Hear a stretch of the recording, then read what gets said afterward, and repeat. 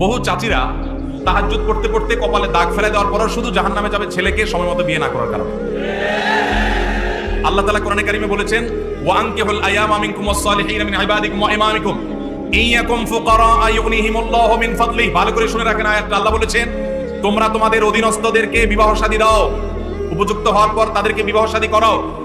এই আয়াতের শেষ অংশটা দেখেন কত ইন্টারেস্টিং। আল্লাহ বলেছেন, ইয়াকুনু ফুকারা, তারা যদি গরীব হয়, অভাবীও হয়, ইউগনিহিমুল্লাহু মিন ফাদলিহি, তুমি বিয়ে করাও, আল্লাহ তাআলা তাদের অভাব দূর করে দিবেন।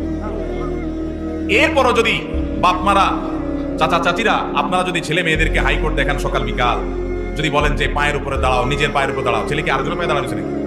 তার নিজের পায়ে দাঁড়ায় আছে। ঠিক ঠিক করা পাবলিক ভাইরা, আপনাদের ওয়াজ আছে। শুধু ঠিক ঠিক মাহফিলে হিসাব চিল্লাইলে হবে না, মাঠে ময়দানে কাজ করতে হবে। কাজের বেলায় ঠন ঠন শুধুমাত্র চিরকুট দেখাই দিবেন আর বাপরে আমি ফুসলে ফাসলে বিয়ে করে দিব। আপনারে এত সহজ মনে করছেন কেন? বাবাদের কথা তাদের জন্য প্রযোজ্য।